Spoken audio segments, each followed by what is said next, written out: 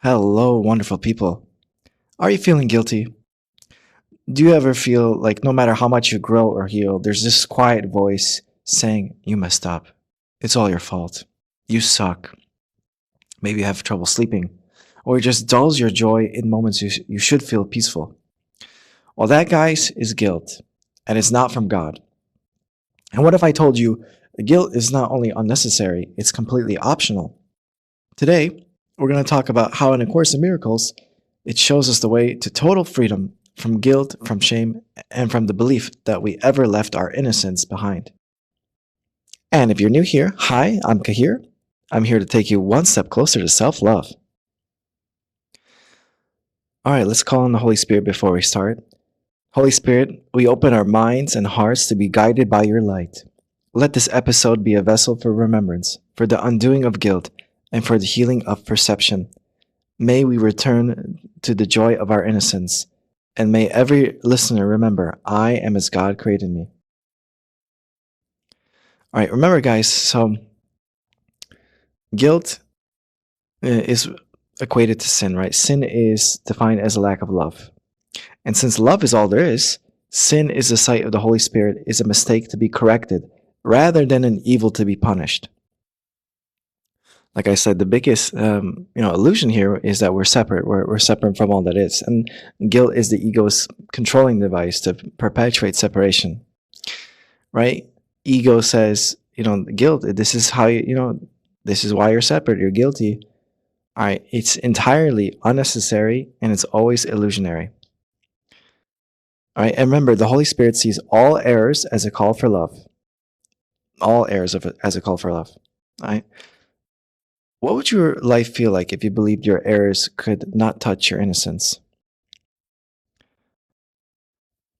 I really thank the Holy Spirit for coming into my experience and giving me the gift of the Course in Miracles, that I was able to really dive into it, do all the workbook lessons, and I read it every day in the morning.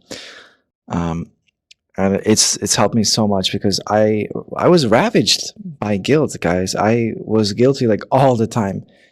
In fact, I'll tell moments about childhood, but even until I would say my breakthrough after I did the last workbook lessons, I was even feeling guilty over D&D. If you watched my previous video, like I felt guilty about my teammates dying, even though it wasn't my fucking fault. It was the DM's fault. But I actually felt really guilt for fucking D&D. So imagine in other aspects of my life, man.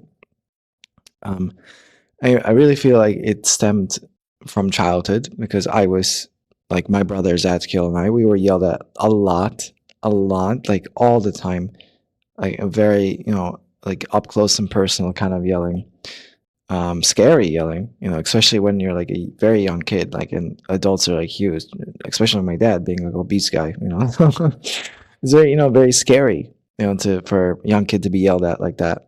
And I don't know, like I said, it's normal, and I think we normalize it. Maybe it's normal to yell at your kids, but I think psychologically that affects the mind a lot. It did for me.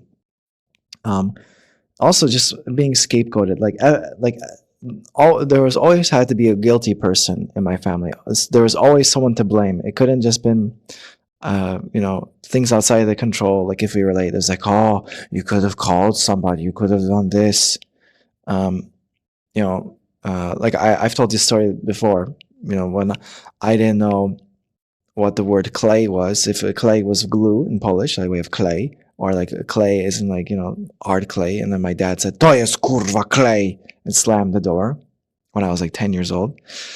Or like when I told you guys I think about going to the park district, like my dad went to the park district to ask for directions for middle school, and we weren't paying attention, and he's like, why didn't you fucking listen? I brought you in so you could pay attention. I was like, no, what? You didn't say anything about that. It was always, what is that but to make somebody feel guilty, like, oh, it's your fault, you didn't pay attention. There was no responsibility. There was never ever taking responsibility. Always had someone to be blamed, right? So I was this guilty kid. I'm not sure if I told this story. If I did, I'm sorry, but I feel like I wanted to share this, because this is how crazy it was to be scapegoated, to be yelled at, blamed. I think I told this, but I'll tell it again because it's just so crazy. So I went to high school, um, and there is a campus. There's Lake. I'm not gonna say the full name. There's East Campus and West Campus. I think that might even give it away, but whatever. There's East Campus and West Campus. Normally we'd go to East Campus, but sometimes I go to West Campus because I had marching band on the West Campus. And so Tata drove us to school. I think we didn't have our car. We didn't have a driver's license yet. And Tata drove us to West Campus, which is literally, I think, a 5 minute drive, maybe 5 minute, like 5-10 minutes. Not It's not super far away. And we're like, we were on the way there. We were talking. We had a great time. So we weren't really seeing where we were going. And we saw, he drove us to West Campus. Like, like no, Tata, we don't go to West Campus yet. We go to East Campus. And he blew a gasket. The whole ride there, which felt like forever, it was like he got super upset. I still remember it to this day. It's like, I raised you to be leaders, but you're fucking sheep. Man, that fucking sucks. And this is the thing about, I think, as men, we just kind of hold on to this shit. I didn't even share that to my friends. I didn't even talk. It was only until Healthy Gamer Therapy, I started 1 year ago, so 29. That I was able to let go of this shit. So imagine me holding on to this trauma and not talking about it. Yeah, so I felt guilty. Because like a small mistake like that, going 10 minutes in the wrong direction means I'm a fucking sheep. Ba ba ba. Man. And then when we moved to university and I was struggling learning French because I told you guys I didn't want to learn French, but I had to because of my university, whatever. I was struggling, and it's just, I don't know if you guys grew up in this kind of environment, but if I was struggling, I wasn't helped. I was punished. I was shamed. I was mocked. This is your fault. What are you doing? What the fuck are you doing? And I felt like such a disappointment to them. I honestly, I felt like a disappointment. I said, like, I let you guys down.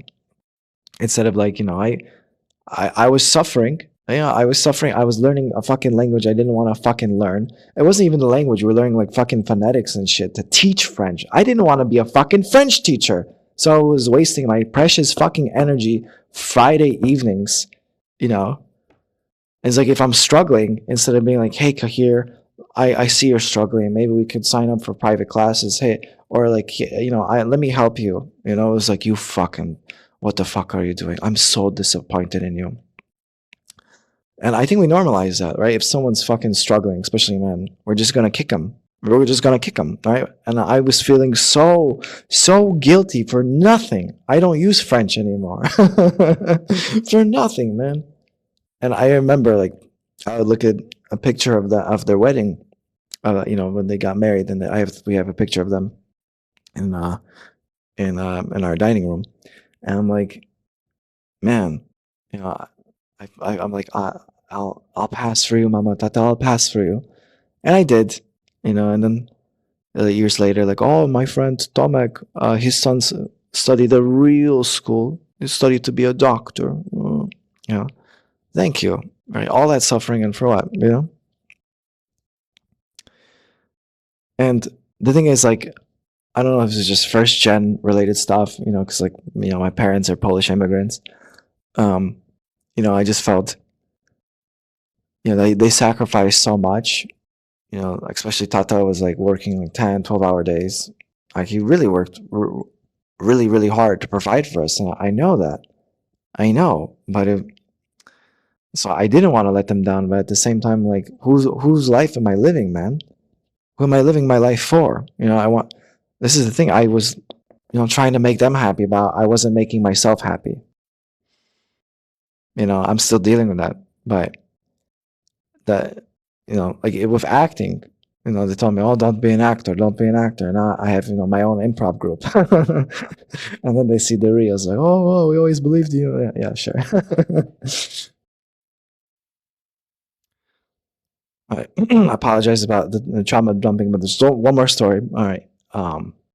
But this is the thing I want to to get across, right? That it wasn't right, it wasn't fair.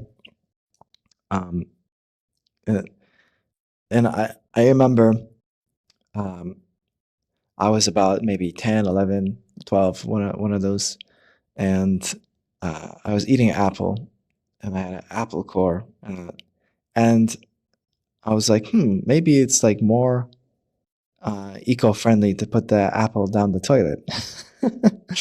I was just a kid. I was just a kid. This is in our downstairs toilet. Kind of like next to the guest bedroom. So no one would really use it. I flush it down the toilet, and this is the weird thing, the universe. So my brother Zadkiel, he went and he takes a poop downstairs, and it's like he's never done that before for whatever reason, and the toilet gets clogged, and there's all like this poop and the water's overflowing, and then we call Tata, oh, it's clogged, and it's like, so, oh, what happened? What happened? I'm like, oh, I'm sorry, I put the apple core in it. And this is the fucked up thing, this water is full of my brother's shit, and not even like saying like hey Cahir, let's calm down, let's put on some gloves. You can do it. Put on some gloves. It's okay. Accidents happen. It was like, no, you fucking idiot. Or you didn't even say idiot, but it's just like the stern, contemptuous look is like, take that apple core now. Do it now. It's just like, this like overbearing, like this figure standing over you, hovering over you, and I put my, hand in the shit water, and I just remember crying and taking the apple core out. It's like, yeah, I know it was just, you could say, a stupid thing, but like, why'd you make the situation worse? Why couldn't I have at least gloves on? I really feel it's how we react to situations, but like the amount of guilt and shame I felt, it was a lot, a lot. I don't, is that how we treat the blessed Son of God? How do you treat yourself as a blessed Son of God?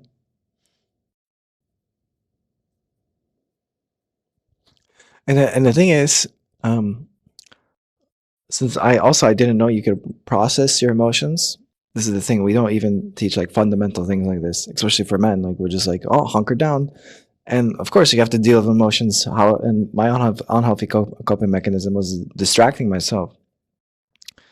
So actually, like, lots of YouTube or gaming.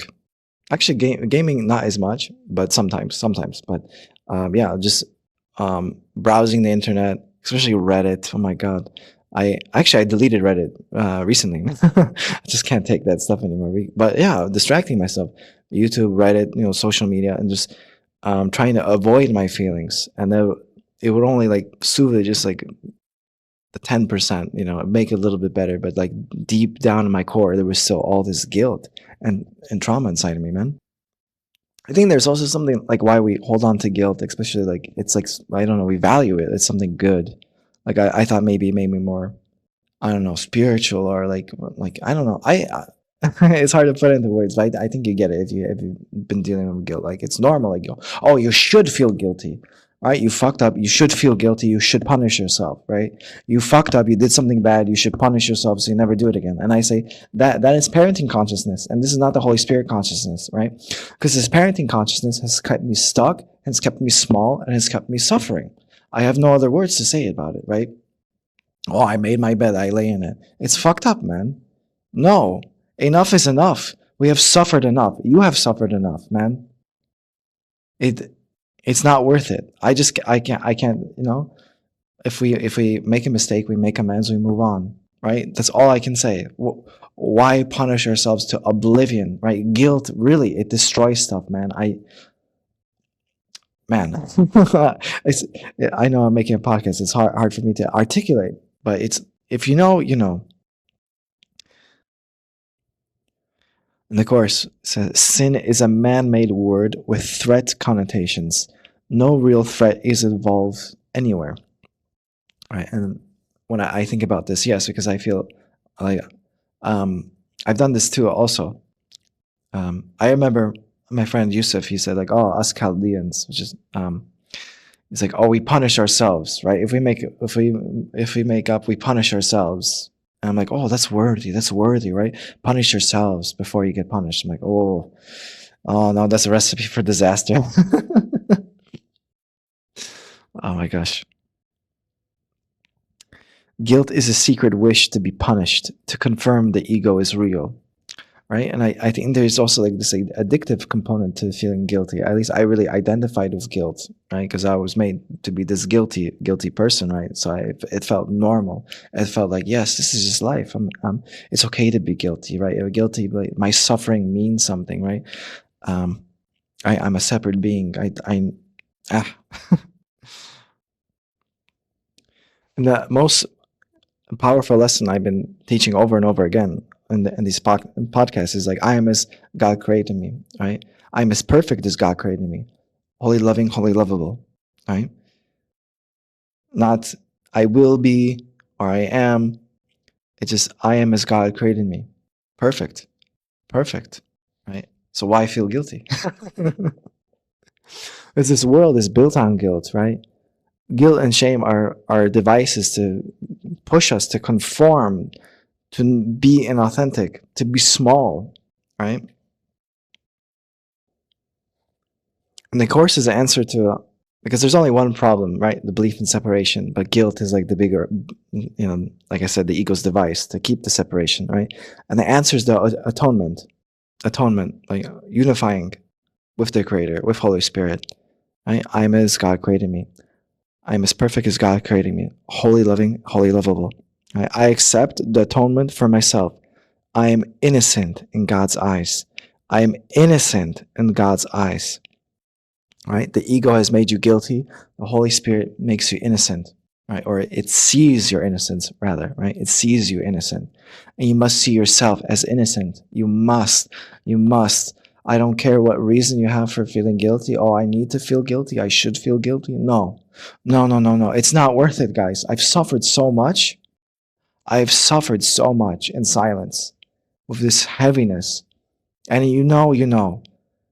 This is why I'm making these videos, because I don't want any brother or sister to suffer like I did in my mind. No. There is no reason. Guilt is not healed by fixing the past, but by undoing the belief in sin. Right? In the Course of Miracles, the purpose of the atonement is to restore everything to you. You were given everything when you were created. Right? Remember, this belief in separation is an illusion. So that means the belief in guilt is an illusion as well. Right? We just have been brainwashed to think there is something worthy about feeling guilty. Oh, it makes us more human. Or I don't know. I don't know whatever fucking bullshit reason you came up with, but enough is enough.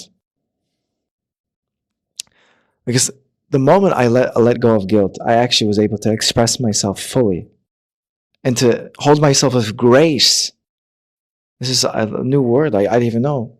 Grace. It also I mentioned like we're in a state of grace forever, right? Because spirit is in the grace forever. But holding yourself with grace, with infinite compassion, of love. This is the thing, because you saw, right? The way I was brought up. You make a mistake, I'm going to shame you. I'm going to make you feel guilty. You're going to suffer under my hand. And I did that to myself for years. But why? Why can't we hold grace and compassion for ourselves and be like, hey, buddy, I see you're struggling.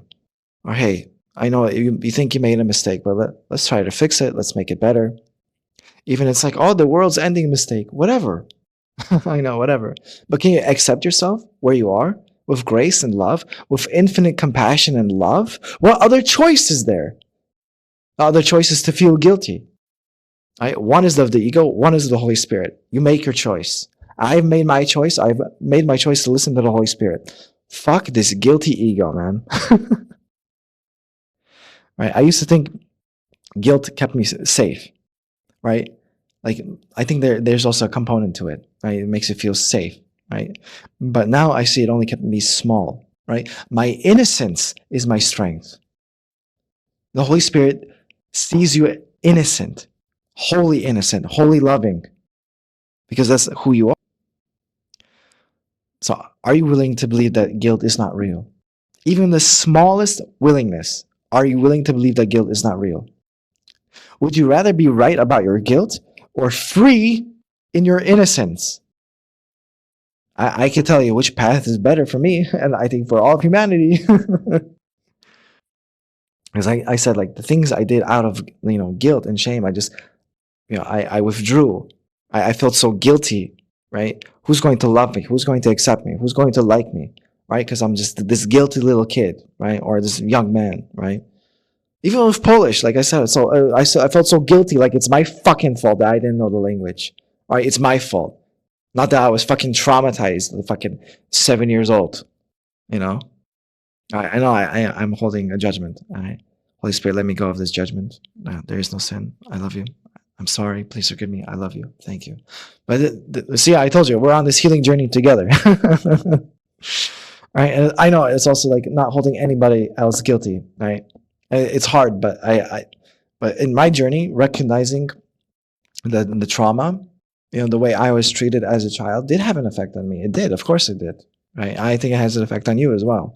Right, because I ignored it. Well, not ignored it. It was right underneath my nose.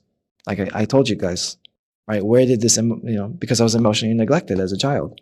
Right, and this like solidified that separation. I'll tell you that, solidified that guilt. But now I'm through it. I'm past it. I'll never go down to those lower vibrations again. No, no, no, because it doesn't serve me anymore, and it doesn't serve you anymore, man. I place the past in God's hands. I rest in innocence. I walk in peace. All right, remember this, guys. All right, you are a guiltless son of God. Ooh, let's say it again. I am a guiltless son of God. Right? I'm as perfect as He created me. Perfectly loving, lovable, and loving. Right? I know I screwed that one up, but you get me. A guiltless son of God. Right? That's how I want you to feel. This is how you make the sanctuary in your mind. Right? Do you want a hellscape? Like, I had this mental anguish for years, or do you want this sanctuary in your mind? Right? It takes that willingness to look at yourself through the eyes of Source as wholly innocent. You are innocent, man. All right. I hope you guys enjoyed that video. May the Holy Spirit light up your path wherever it takes you. All right. Take care.